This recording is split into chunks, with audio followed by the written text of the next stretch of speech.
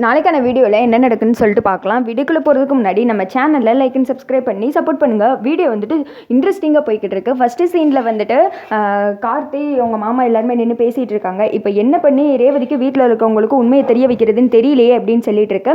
அதுக்கு என்கிட்ட ஒரு ஐடியா இருக்குது அப்படின்னு சொல்லிட்டு கார்த்தி சொல்கிறாங்க. மாப்பிள்ளை என்ன மாப்பிள்ளை யோசிச்சிருக்க நீ அப்படின்னு சொன்னதுமே, இல்லை டாக்டரால் தான் உண்மையை சொல்ல முடியாது, ஆனால் அங்கே வேலை பார்க்குற நர்ஸு வந்துட்டு உண்மையை சொன்னால் அந்த மாயாவும் மகேஷை பற்றின உண்மை எல்லாருக்கும் தெரியும்ல அப்படின்னு சொல்ல, என்ன மாப்பிள்ளை சொல்கிறீங்க, இப்போ அங்கே இருக்கிற நர்ஸுங்களுக்கு இவங்களை பற்றி தெரியுமா அப்படின்னு சொல்ல, ஆமாம் கண்டிப்பாக தெரிஞ்சிருக்கோம், அவங்களுக்கு கூப்பிட்டு வந்து நான் எப்படியாவது சொல்ல வைக்கிறேன், அங்கே வேலை பார்க்குறவங்க டீட்டெயிலை விசாரித்து நான் போய் பார்த்துட்டு வரேன் அப்படின்னு சொல்லிட்டு கார்த்தி பார்க்குறதுக்காக போகிறாங்க. அப்போ மயில் சொல்கிறாங்க, மாமா நீங்கள் எதுக்கு கவலைப்படாதீங்க, கார்த்தி எது செஞ்சாலும் நம்ம நன்மைக்கு தான் இருக்கும் அப்படின்னு சொல்லிட்டு மயில் சொல்கிறாங்க. எல்லாம் சரிதான்ப்பா, ஆனால் இவ புதுசாக வேற ஒருத்தனை கூப்பிட்டு வந்து அவங்களுக்கு தான் ரேவதி கட்டி வைக்க போகிறேன்னு சொல்லிட்டு இருக்கால, அப்போ நான் என்ன பண்ணுறது அப்படின்னு சொல்லிட்டு கேட்க, அதை தான் நான் வந்துட்டு வேற ரூட் ஒன்று போட்டு வச்சிட்டேனே மாமா, நீங்கள் எதுக்கு கவலைப்படாதீங்க, நம்ம நினைக்கிறதா நடக்கும், முதல்ல இந்த கேடு கட்ட காலர் சட்டை பையனையும் இந்த வெள்ளப்பிங்கானையும் இந்த இடத்த விட்டு அடிச்சு துரத்தணும், அதுக்கடுத்து நம்ம கார்த்தி தான் ரேவதி கழுத்தில் தாலி கட்டுவான் அப்படின்னு சொல்லிட்டு இவங்க பேசிக்கிறாங்க.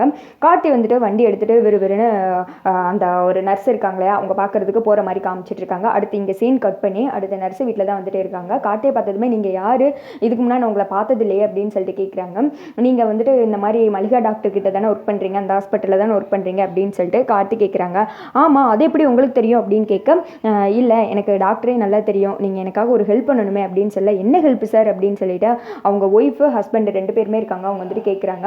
அதுக்கு கார்த்தி சொல்கிறாங்க, கொஞ்ச நாளுக்கு முன்னாடி உங்கள் ஹாஸ்பிட்டலில் மாயான்னு ஒரு லேடி வந்துருந்தாங்கல்ல அபாசன் பண்ணுறதுக்காக அப்படின்னு சொல்ல, மாயாவா அப்படின்னு சொல்லிட்டு இவங்க வந்துட்டு யோசிக்கிறாங்க. அப்போ வந்துட்டு இவங்க பேசியிருப்பாங்களா, அது ஞாபகம் வருது, சி இவெல்லாம் கேடு கெட்டவ, அங்கே இருக்கானே அவன் வந்துட்டு இவளோட கொழுந்த அப்படின்ட்டு 2 பேரும் தப்பான உறவில் இருக்காங்க, சி என்ன ஜென்மங்கள்னே தெரியல அப்படின்னு சொல்லிட்டு மாற்றி மாற்றி பேசிகிட்டு இருப்பாங்கல்ல, அதை வந்துட்டு யோசித்து பார்க்குறாங்க. சி அவள் ரொம்ப கேடு கெட்டவ சார் அப்படின்னு சொன்னதுமே, ஆமாம் இப்போ அந்த மகேஷ் எங்கள் வீட்டில் ஒரு பொண்ணை வந்துட்டு கல்யாணம் பண்ணிக்கிறதுக்காக இவ்வளோத்தையும் பிளான் பண்ணிக்கிட்டு இருக்கா அப்படின்னு சொல்லிட்டு எல்லாத்தையுமே கார்த்தி சொல்கிறாங்க. அதை கேட்டதும் இந்த நர்ஸ் வந்துட்டு ஷாக் ஆகிடுறாங்க. ஆகா, இன்னொரு பொண்ணு வாழ்க்கையும் கெடுக்க போகிறானா சார் அவன் அடுத்து அப்படின்னு சொல்ல, ஆமாங்க அதனால தான் உங்கள் ஹெல்ப் கேட்டு வந்தேன் அப்படின்னு சொன்னதுமே, நான் அதில் என்ன சார் ஹெல்ப் பண்ணுறது அப்படின்னு சொல்லிட்டு நர்ஸு கேட்குறாங்க. இல்லை அவங்கள பற்றின உங்களுக்கு எல்லா உண்மையும் தெரியும்ல, அதை வந்து நீங்கள் பொண்ணு வீட்டுக்காரங்க கிட்ட சொன்னால் போதும், நான் உங்ககிட்ட தான் வேலை பார்க்குறேன், நீங்கள் எனக்காக இந்த ஹெல்ப் மட்டும் பண்ணுங்கள், உங்களை மாதிரி ஒரு பொண்ணோட வாழ்க்கை பாழாகக்கூடாது அப்படின்றதுக்காண்டி தான் நான் உங்ககிட்ட இந்த ஹெல்ப் கேட்குறேன், நீங்கள் செஞ்சீங்கன்னா ரொம்ப ஹெல்ப்ஃபுல்லாக இருக்கும் அப்படின்ற மாதிரி சொல்ல, அப்போ அவங்க ஹஸ்பண்ட் வந்துட்டு யோசிச்சுட்டு இருக்க ஒய்ஃபை பார்த்து சொல்கிறாங்க, என்னம்மா யோசிச்சுட்டு இருக்க, பாவம் இன்னொரு பொண்ணு வாழ்க்கையும் அந்த கேடு கட்டமே அழிக்க போகிறான், நீ பரவாயில்ல இவங்களுக்கு போய் ஹெல்ப் பண்ணு, சார் கண்டிப்பாக என் ஒய்ஃப் வந்துட்டு உங்களுக்கு ஹெல்ப் பண்ணுவாங்க அப்படின்னு சொல்ல, ரொம்ப தேங்க்ஸுங்க, என்னை நம்பி உங்கள் ஒய்ஃப் வந்துட்டு என் கூட எனக்காக ஹெல்ப் பண்ணுறதுக்கு அமுச்சு விடுறீங்க, இந்த உதவியை நான் எப்போவுமே மறக்க மாட்டேன் அப்படின்னு சொல்கிறாங்க. சார் அதனால என்ன சார் இருக்குது, ஒரு பொண்ணோட வாழ்க்கை பாழா போகக்கூடாது, அதுதான் முக்கியம், முதல்ல அந்த மானகட்ட ஜென்மங்கத்திட்ட இருந்து அந்த பொண்ணை வந்துட்டு காப்பாற்றுங்க சார் அப்படின்னு சொல்லிட்டு ஒய்ஃபை பார்த்து சொல்கிறாங்க. போமா எல்லாம் உண்மையை பொண்ணு வீட்டுக்காரங்க சொல்லிட்டு வா அப்படின்னு சொல்லிட்டு கார்த்தியோட சேர்ந்து அமுச்சு வைக்கிறாங்க. அடுத்து வந்துட்டு கார்த்தி அந்த இன்னொரு நர்ஸ் பொண்ணு இருக்காங்களே அவங்க காரில் மண்டபத்துக்கு வந்துட்டு இருக்க மாதிரி காமிச்சிட்டு இருக்காங்க.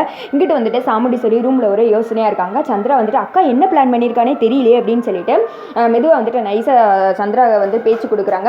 அக்கா என்னக்கா நீ பாட்டுக்கு யோசிச்சுட்டு இருக்க, கல்யாணம் வேற நெருங்கிட்டு இருக்கு, நீ என்ன முகத்திலே கலையே இல்லாத மாதிரி இருக்க அப்படின்னு சொன்னதுமே, அதெல்லாம் ஒன்றும் இல்லை, கல்யாணம் எப்படி நடந்து முடியணுமே நல்லபடியாக, அதுவும் நான் நினச்ச மாதிரி நடக்கணுமே, அதனால தான் ஒரு யோசனையாக இருந்தேன் அப்படின்னு சொல்ல, என்ன இது அக்கா புடி வச்சு பேசுகிற மாதிரி இருக்கு, யாரைத்தான் மாப்பிள்ளையை செலக்ட் பண்ணியிருக்கான்னு சொல்லிட்டு தெரியலையே, இவ வாயிலேருந்து உண்மையை வர வைக்கலாமா, சொல்கிற மாதிரி கிடையாது அப்படின்னு சொல்லிட்டு யோசிச்சுட்டு இருக்கேன். என்ன சந்திரா இப்போ நீ ஏதோ பலத்த யோசனையில் இருக்கிற மாதிரி தெரியுது அப்படின்னு சொல்ல, அதெல்லாம் ஒன்றும் இல்லைக்கா, ரேவதிக்கும் மகேஷுக்கும் கல்யாணம் ஆகணும், அதாக்கா எனக்கு ரொம்ப சந்தோஷம், மகேஷ் வந்துட்டு ரொம்ப நல்ல பையன் அப்படின்ற மாதிரி சந்திரா ஆரம்பிக்க, அதோட பார்த்தீங்கன்னா வீடியோ வந்துட்டு முடிஞ்சிருது.